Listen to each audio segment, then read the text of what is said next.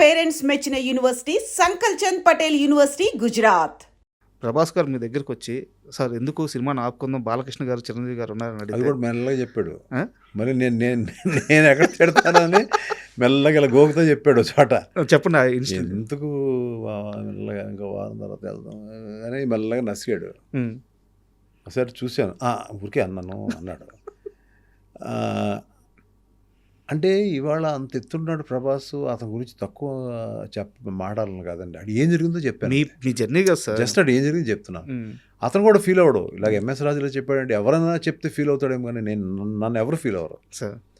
నేను నువ్వు అనగలిగింది, ఒరే అనగలిగింది ఇండస్ట్రీలో చాలామంది ఉన్నారు. ఎవరు బాధపడరు, అందరూ ఎదురుకుండా అన్న కూడా బాధపడరు.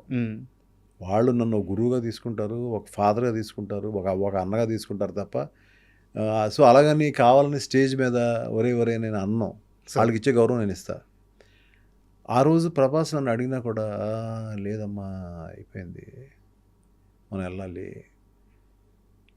నువ్వు అప్పుడు గుర్తుందో లేదో షాపును నువ్వు కరెక్టేనా అని అడిగావు. నేను పెట్టుకున్నాను కదా, ఇవాళ బాగుంది కదా సినిమా, నువ్వు చూసావు కదా, నీకు నచ్చింది కదా, ఇది అంతే వదిలే అన్నాను. వదిలేశాడు. ఒక మొండి ధైర్యం అంతేనా? తెలీదండి. అండ్ ఇంకోటి సార్, మీరు మాట్లాడేటప్పుడు ఈ రోజుని ఇలా చెప్తుంటే చాలామంది నమ్మరేమో, ఇలాంటి మాటలు మీరు చెప్పాల్సిన అవసరం లేదు సార్. నేను ఒక ఎగ్జాంపుల్ చెప్తాను. ఒక నిర్మాతకి ఒక ఫిల్మ్ఫేర్ రావడం చాలా కష్టం. అలాంటిది మీకు వరుసగా 3 సంవత్సరాలు 3 ఫిల్మ్ఫేర్లు, హ్యాట్రిక్. మీకు గుర్తుందా? అదొక వైభవం. సో ఎంఎస్ రాజు గారి స్థాయి, రేంజ్, ఆయన సక్సెస్, ఆయన ఇండస్ట్రీలో ఆయన చేతులు ఇట్లా నీడలాగా పడితే ఆ నీడ కింద బతికిన స్టార్స్, అవి తెలియాలంటే ఇవన్నీ తెలియాలి. సో మీరు ప్రత్యేకంగా నేను ఆ రోజు ఇట్లా చెప్పొచ్చా లేదా మీరు అనుకోవద్దు. ఎందుకంటే ఎంఎస్ రాజు గారి ప్రయాణం మాకు అందరికీ తెలుసు. ఇప్పుడున్న యంగర్ జనరేషన్ ఏమడుగుతారంటే, వాళ్ళు నా స్థానంలో కూర్చుంటే ఏమడుగుతారంటే, అప్పుడు కూడా వదిలేవే బాబు, ఇప్పుడు ఏంటి పరిస్థితి అని అడుగుతారు సార్. అయిపోయింది, తీసేసుకున్నాం. మళ్ళీ దాని గురించి గొప్పలు, దాని గురించి ఏదో సరదాగా కొంత జనం ఇంట్రెస్ట్గా ఫీల్ అవుతారు. నువ్వు బ్యాక్ స్టోరీస్ కొంతమంది హీరోలు ఎలా అయ్యారు, కొంతమంది ఎలా జరిగింది, వాళ్ళకి నాకు మంచి సంభాషణ జరిగింది అనే ఒక ఇంట్రెస్ట్, వాళ్ళ ఫేవరెట్ హీరోస్ కాబట్టి కొంచెం ఇంట్రెస్ట్ ఉంటుంది. కానీ ఎంఎస్ రాజు ఫిల్మ్ఫేర్ 3 తీసుకున్నాడు, ఇవన్నీ కూడా వాట్ నెక్స్ట్, నువ్వేమి ఇప్పుడు అగదాకా వస్తుందా లేదా చెప్పు అని అంటారు. సో అది అయిపోయింది, హిస్టరీ అయిపోయింది. బట్ మీరు ఆ జనరేషన్ కూడా ఒక టీజర్తో కట్టిపడేశారు కదా. ఇప్పుడు అగదా టీజర్ని ఎంతమంది సోషల్ మీడియా షేర్ చేస్తున్నారంటే, సో వాళ్ళకి ఏంది, ఇప్పుడున్న జనరేషన్ ప్రకారం ఆ షార్ట్స్ నచ్చుతున్నాయి, ఆ థీమ్ నచ్చుతుంది. సో ఈవెన్ జంజీలు కూడా ఆ టీజర్కి బాగా కనెక్ట్ అయిపోయారు, ఫస్ట్ పోస్టర్కే కనెక్ట్ అయ్యారు. సో వాళ్ళని కూడా మీరు పట్టేశారు కదా. పట్టాల్సిన అవసరం ఉందండి. అది పట్టాల్సిన సినిమాలో విషయం ఉంటేనే కదా అక్కడ వస్తుంది సార్. అంటే అగదా విషయానికి వస్తే సార్, ఇప్పుడు యాక్చువల్గా ఇలాంటి ఒక సబ్జెక్ట్కి కాన్ఫ్లిక్ట్ పాయింట్ అని ఒకటి ఉంటుంది అనమాట. సో చుట్టూ ఎన్ని లేయర్స్ ఉన్నా సార్, ఇప్పుడు ఉదాహరణకు అరుంధతి తీసుకుందాం, మన దేవినే తీసుకుందాం. చుట్టూ ఎంత ఉన్నా ఆ ఎమోషన్ని రివీల్ చేసే ఒక మెయిన్ పాయింట్ ఉంటుంది కదా. సో అది చాలా జాగ్రత్తగా ప్రజెంట్ చేయగలిగితేనే ఆ సినిమా ఆడియన్స్కి రీచ్ అవుద్ది. సో అగదా విషయంలో మీరు ఎలాంటి జాగ్రత్త తీసుకున్నారో ఆ సోల్ పాయింట్కి? సార్ ఒకటి ఏంటంటే సార్, అసలు ఈ అగదా గురించి దాని కోర్ పాయింట్, దాని క్లాష్ ఏంటి, దాని ప్రాబ్లం ఏంటి అనేది నేను ఇప్పుడు చెప్పనండి. ఓకే, చెప్పను, కానీ చాలా డెలికేట్ అండి. ఈ పాయింట్ని డీల్ చేయడం delicate and what you call complicated, very complicated. చచ్చిపోయామండి, అంటే బుర్ర పేలిపోయింది. It was not easy. మన అంటే అనుకుంటాం కానీ బయట నుంచి చూస్తుంటే చాలామంది పెద్ద డైరెక్టర్లు, చిన్న డైరెక్టర్లు అవ్వచ్చు, ఏదో రిలీజ్కి వస్తుందా లేదా, లేదంటే వెళ్ళి చూద్దాము ఏంటో, చూసిన తర్వాత బాగాలేదని చెప్పేద్దాం, బాగుందని చెప్పేద్దాం అనుకునే వాళ్ళు ఉంటారు కదండి. దాని వెనకాతల ఎంత అంతర్మదనం ఉంటుంది. ఒక డైరెక్టర్కి, రైటర్కి, వీళ్ళందరికీ కూడా టీంలో స్టోరీలో ఇన్వాల్వ్ అయిన, స్క్రీన్ ప్లేలో ఇన్వాల్వ్ అయిన వాళ్ళు, యంగ్స్టర్స్ కానీ, పెద్దోళ్ళు కానీ, పెద్ద డైరెక్టర్ కానీ, అది వర్ణనాతీతం అండి. వాళ్ళు కూర్చున్న తీరు, వాళ్ళు కాసేపు కూర్చుంటారు, వాళ్ళు బుర్ర పేలిపోద్ది, అక్కడి నుంచి వెళ్తారు, బయటికి వెళ్తారు, టీకి వెళ్తారు, కాసేపు కారులో తిరుగుతారు, వస్తారు. వాళ్ళు చేసేది ఇప్పుడున్న యంగ్స్టర్స్ టీమ్స్ కానీ, సీనియర్ టీమ్స్ కానీ, వాళ్ళకి దండం అండి నిజంగా.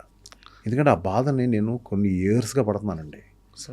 అది బయటకు వచ్చినప్పుడు ఓకే ఎంఎస్ రాజ్ సినిమా వస్తుంది ఏది అప్పటి కాలంలో చెప్తానండి. వెళ్దాం థియేటర్కి, ఎంజాయ్ చేద్దాం అని మూడ్ తప్ప ఈ లోపల అంతర్భాగంలో జరిగే అంతర్మదనం ఉంచండి సార్ ఎవ్వరికీ తెలియదండి. అప్పుడు కాలం నుంచి కూడా, పాతకాలం ఎన్టీఆర్, కేవీ రెడ్డి గారి కాలం నుంచి కూడా. మీ లైఫ్లో అలాంటి ఒక పెయిన్ఫుల్ ఇన్సిడెంట్ గురించి చెప్పండి. సినిమా కోసం ఆలోచించి మదన పడిపోతూ జరిగిన ఒక చిన్న ఇన్సిడెంట్ చాలా ఉన్నాయండి, ఏదైనా ఒకటి చెప్పండి.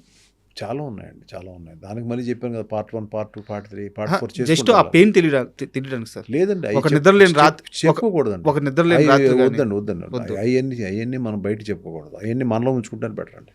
కానీ ఆ పెయిన్కి పడుతున్న వాళ్ళందరూ కూడా ఇవాళన్న టీమ్స్ అన్నీ కూడా సార్ హ్యాట్స్ ఆఫ్ అండి.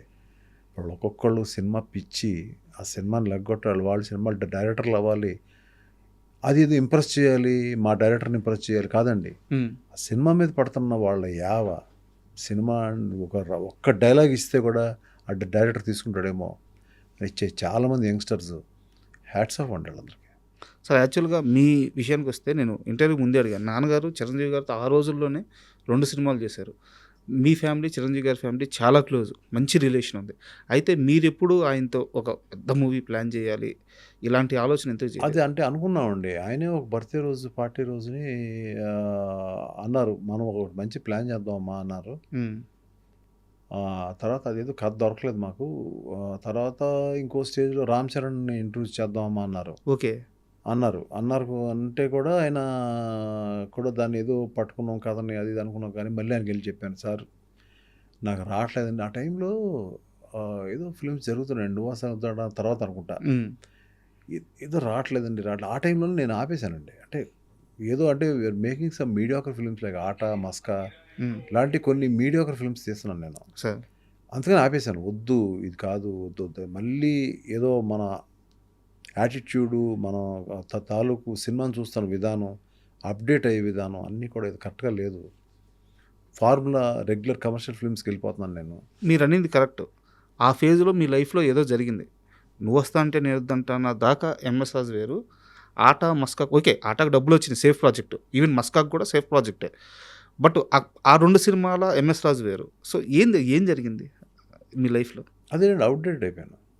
ఓకే, మేబీ అంటే ఎందుకు అవుట్డేట్ అయిపోయానంటే, మళ్ళీ నేను ఎప్పుడూ కూడా వరల్డ్ సినిమా చూస్తానని చెప్పాను కదా, మార్నింగ్ సినిమా చూస్తాను, ఎక్కడో 3 సక్సెస్లు అయిపోయిన తర్వాత రిలాక్స్ అయిపోయిన మైండ్ అయి ఉంటుంది.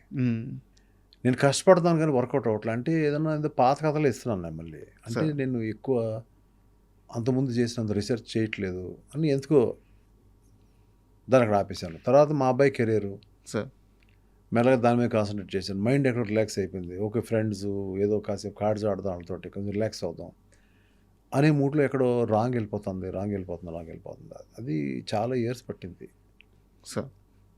అది మేబీ చాలా మందికి ఉంటుందేమో, క్రియేటర్స్కి ఉంటుందండి. But I have taken lot of years. మళ్ళీ డర్టీ హరి తోటి మళ్ళీ we have to come back.